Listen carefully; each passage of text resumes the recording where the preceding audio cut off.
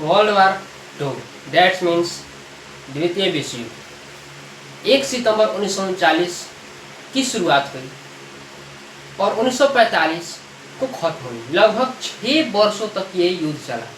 इस युद्ध का तत्कालिक कारण क्या था, मुख्य कारण क्या था? तो इसके मुख्य कारण था आपका वर्साई की शीर्ष महल में, वर्साई की शीर्ष महल में पेरिस समझौता, जिसमें वर्साई की संधि, जिसमें जर्मनी को बहुत ही अपमानजनक शर्तें उस पर लाद दी गई। इस हुआ के वर्साई की शीर्ष महल में 1919 ईस्वी में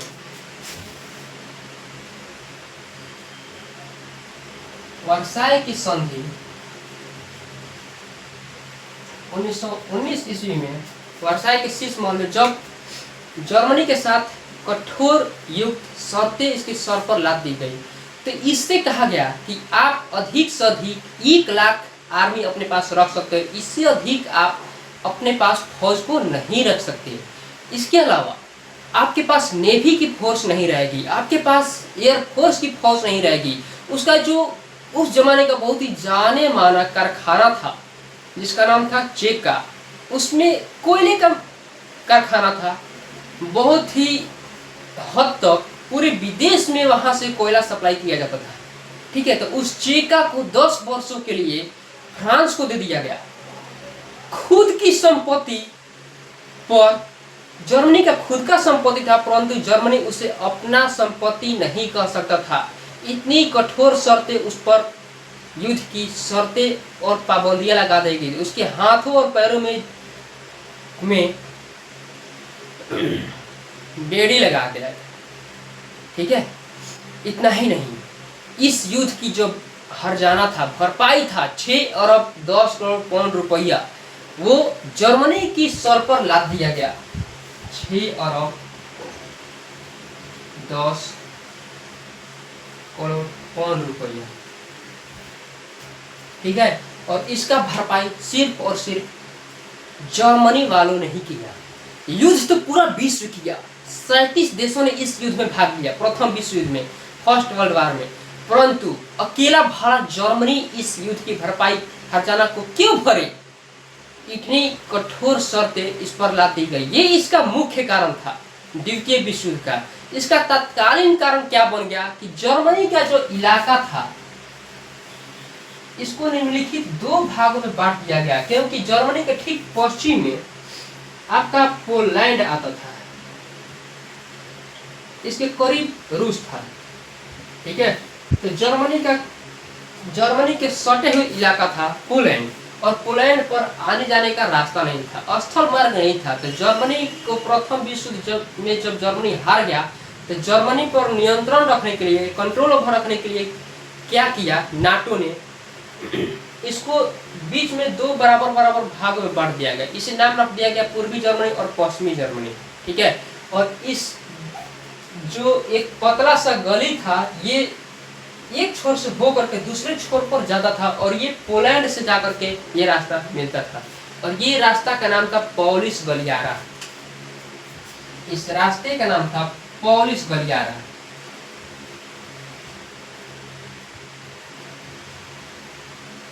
ठीक है, तो ये जो गलियारा था आपका सीधा सीधा जर्मनी से होते हुए पोलैंड के पास जाता था, और इस गलियारे में फ्रांस ही नहीं, फ्रांस, ब्रिटेन, अमेरिका की सेना तैनात थी जगह जगह, कि जर्मनी कहीं अपनी सेना बढ़ा तो नहीं रहा है, कहीं एयरफोर्स और नेवी की सेना इसमें तो नहीं रख रहा है फिर से, ताकि सेकेंड वर्ल्ड वार न हो।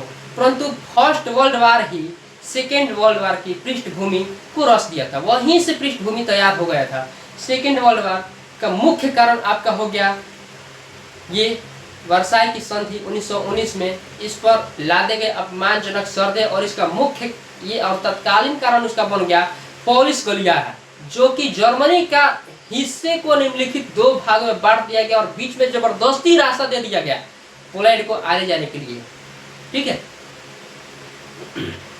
देखिए उसी जमाने में 1920 का लगभग समय था। 1920 में होता क्या है कि जर्मनी में एक नए विचारधारा वाला एक नए किस्म का नेता जन्म लेता है, जिसका नाम होता है रूडोल्फ हिटलर। हिटलर नाम में ही इसका हिट है, ये सुपर डुपर हिट क्यों नहीं रहेगा? ठीक है, 1920 के ज़माने में जगह जगह जाकर के स्पीच दिया, आंदोलन किया कि हम जर्मनी वाला मानते हैं कि हमने युद्ध किया, मान लिया कि हमने युद्ध किया, फर्स्ट वर्ल्ड वार हमारे कारण ही हुआ, पर क्या अकेले हम इस युद्ध की भरपाई करें? हम ही अकेले युद्ध लड़ रहे थे, ताली कभी एक हाथों से नहीं बजती है, जब दोनों हाथ आपस में टकराता है तब जाकर के ताली बजती है, आवाज गूंजती है। उधर से भी तो वार किया गया, और इस युद्ध की अपमानजनक शर्तें को भला जर्मनी क्यों माने अकेला? अगर पूरा विश्व ये तैयार हो जाए कि हम लोग अपने पास सिर्फ और सिर्फ 1 लाख ही 1 लाख ही आर्मी वाले फोर्स रखेंगे अपने पास, तो जर्मनी भी ये मानने के लिए बेहद हद तक तैयार हो जाएगा कि जर्मनी भी 1 लाख अपने पास फोर्स रखेगा। अगर पूरा विश्व अपने पास एयरफोर्स और नेवी वाली सेना नहीं रखेगा तो जर्मनी भी अपने पास सेना नहीं रखेगा, परंतु पूरा विश्व के लोग अपने पास नेवी एयरफोर्स की सेना को रख रहे हैं, तो भला जर्मनी अपने पास सेना क्यों नहीं रखेगा? इससे अछूता कैसे रह सकता है? इस तरह की वार्तालाप करके लोगों की अंदर आक्रोश की भावना को, ज्वाला को उठा रहा था, भड़का रहा था, और लोग उसकी बातों से इतनी अधिक प्रेरित हो रहे थे कि लोगों ने उसको अपना खुद का नेता चुन रहा था। जितना भी युवा थे धीरे धीरे हिटलर के संपर्क में आते गए। हिटलर तो प्रारंभ में एक जाना माना सिपाही था, परंतु आगे चल करके इटली के मुसोलिनी से मिलता है और धीरे धीरे उसके संपर्क में आता है, और वहां से नाजीवाद का एक गठन करता है। नाजीवाद का जब गठन करता है तो करते क्या है, पहले जर्मनी में यहूदी लोग रहा करते थे। यहूदी जो जिसको हम लोग जेवेल्स बोलते हैं इंग्लिश में, ठीक है। आज डेट में यहूदी लोग जो है इजराइल में रहा करते हैं, तो यहूदी की संख्या वहां पर बहुत अधिक थी जर्मनी में। यहूदी जिस प्रकार से हिंदू, मुस्लिम, सिख, ईसाई है, ठीक वैसे ही एक यहूदी है, ठीक है, धर्म है। यहूदी लोग जर्मनी में बहुत अधिक थे उस जमाने में। तो यहूदियों ने क्या किया, हिटलर को पकड़ कर गया और 1935 में इसे जेल में डाल दिया गया। 1935 में इसे जेल में डाल दिया गया। हिटलर जैसे ही जेल में गया तो चूंकि इसने अपना खुद का एक संस्था बनाया था जिसका नाम था नाजीवाद, ठीक है, और नाजीवाद में लोग बढ़ चढ़ करके हिस्सा ले रहे थे जर्मनी वाले, और यहूदियों से ये बर्दाश्त नहीं हुआ। यहूदियों ने इसको जबरदस्ती जाकर के जेल में डाल दिया गया। जो लोग भी नाजीवाद से प्रेरित थे उन्होंने जेल को चारों तरफ से घेर लिया। अंततः हिटलर को छोड़ना पड़ा जेल से। 1935 में हिटलर जेल में बैठे बैठे अपनी आत्मकथा लिख दिया जिसका नाम था मीन कैम्प नामक पुस्तक। याद रखिए, कई बार कंपटीशन एग्जामिनेशन आप देने जाते हो तो पूछता है कि हिटलर का पूरा नाम रूडोल्फ हिटलर होता है। इसने अपनी आत्मकथा कब लिखा, 1935 में जब जेल में गया था तब। उसकी आत्मकथा का नाम क्या था, तो मीन कैम्प था उसका आत्मकथा का नाम। तो यहूदियों ने किया क्या, यहूदियों ने उसे जेल से छोड़ दिया। पर 1935 में जैसे ही हिटलर जेल से बाहर निकलता है तो सबसे पहले यहूदियों को ही मार कर तो भगाता है। कहता है कि अरे साला, तुम मेरे ही देश का खाएगा और मेरे ही खिलाफ आंदोलन में भाग लेने के बजाय, अगर तेरे को आंदोलन में भाग नहीं लेना है तो मत ले, चुपचाप बैठ करके तमाशा देख। पर तूने आंदोलन को ही खत्म करने का निर्णय ले लिया। मेरा नाजीवाद का जो सरकार था उसको खत्म करने के लिए मेरे को जेल में डाल दिया जबरदस्ती। हिटलर ने किया कि ताबड़तोड़ हमला कर दिया यहूदियों पर। 1000, 2000 नहीं, 10,000, 20,000 नहीं, 1 लाख, 2 लाख नहीं, 60 लाख यहूदियों को मार दिया।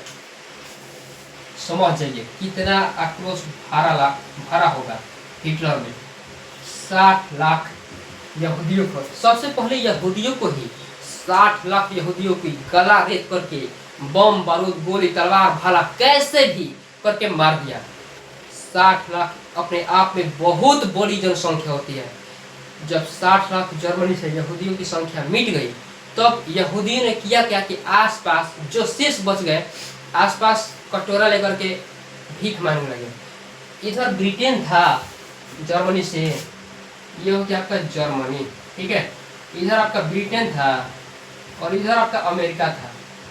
दोनों तरफ, ब्रिटेन और अमेरिका दोनों तरफ इन लोगों ने क्या किया, कहा कि आप हमारी मदद करो, हमें कोई ऐसी जगह बतलाओ जहां पर हम लोग अच्छे से रह सकते हैं, परंतु यहाँ पर हम जर्मनी में नहीं रहेंगे, क्योंकि अगर यहाँ पर रहेंगे तो हिटलर साला हमें छोड़ेगा नहीं। 60 लाख यहूदियों को मार दिया है अकेला, जर्मनी वालों ने 60 लाख यहूदियों को मार दिया। अगर हम लोग शेष बच गए तो फिर हमें ये छोड़ेगा नहीं, सबकी नस्ल ही खत्म कर देगा। तब जाकर के अमेरिका वाले और ब्रिटेन ने कहा कि आखिर हमारी इसमें क्या फायदा है। अमेरिका बिना फायदा का कोई एक कदम नहीं उठाता है। अमेरिका ने कहा कि आखिर हमारी इसमें फायदा क्या है, बेनिफिट क्या है। तो यहूदियों ने कहा कि फायदा है ना, हम लोग इसके बदले आपको पैसा देंगे, ठीक है। तो अमेरिका ने कहा कि ठीक है, पैसा दोगे तो चलो हम इसके लिए तैयार हो जाते हैं। और पैसा के बल पर यहूदियों ने अमेरिका और ब्रिटेन वाले को अपने लिए एक अलग देश की मांग की। और अमेरिका तथा ब्रिटेन ने क्या किया कि जब सेकेंड वर्ल्ड वार खत्म हो गया तब इन्होंने यहूदियों के लिए एक अलग देश जिसका नाम था फिलिस्तीन दिया। जब सेकेंड वर्ल्ड वार खत्म हो जाता है तब आपको फिलिस्तीन के बारे में बताएंगे, परंतु इससे पहले आपको हम सेकेंड वर्ल्ड वार की तरफ ले चलते हैं। देखिए, सेकेंड वर्ल्ड वार 1 सितंबर 1939 को स्टार्ट हुआ। कारण क्या था इसका? तत्कालीन कारण था कि जर्मनी को 2 भागों में बांट दिया गया, बीच में से पोलिश गलियारा निकाल दिया गया। और ये पोलिश गलियारा जो है एक छोर से जर्मनी के दूसरे छोर पर जाता था और जर्मनी को 2 बराबर हिस्सों में बांट सकता था। और ये जो है इस पर बीच में पोलिश गलियारा पर फ्रांस, ब्रिटेन, उसके बाद अमेरिका इत्यादि की सेना इस पर नियंत्रण रखती थी जर्मनी को। और ये हिटलर से बर्दाश्त नहीं हुआ। हिटलर ने कहा कि ये देश मेरा है, हम इस देश का नागरिक है, इस देश पर हमारा अधिकार होना चाहिए। और 2 भाग में बांट करके और इस पर फ्रांस, जर्मनी और ब्रिटेन की सेना भला यहाँ पर क्या कर रही है बतलाइए। ये इस तरह की ज्वाला को जर्मनी वालों के दिल में हिटलर ने जगाया और उसकी ज्वाला जो है भड़क उठी और प्रत्येक के दिल में नफरत की भावना उठ गई। सब लोग रोड पर निकल गए। और हुआ क्या कि 1 सितंबर 1939 ईस्वी को पहले इस गलियारा को तोड़ा। जर्मनी का हिटलर जो था सबसे पहले इस गलियारा को ही खत्म किया और पोलैंड पर आक्रमण कर दिया। पोलैंड पर अटैक करने से पहले उसने रूस से क्या किया था? शांति समझौता किया था। याद रखिए, रूस से शांति समझौता कर दिया था। और ये समझौता क्या था कि जर्मनी कहता है, जर्मनी उस जमाने में बहुत ही जाने माना, यूं कहे तो सुपर डुपर हिट था। उसके पास अनेक तरह के विध्वंसकारी हथियार थे। हिटलर ने अपनी सेना की तादाद बढ़ा दी, 1 लाख से बढ़ाकर करोड़ों की संख्या में कर दी। प्रथम विश्व युद्ध में उसमें कहा गया था कि आप नेवी एयरफोर्स की सेना नहीं रखोगे। हिटलर ने सब शर्तें को तोड़ करके कहा कि हम काहे नहीं रखेंगे, अपनी नेवी और एयरफोर्स की सेना बढ़ा दिया, ठीक है।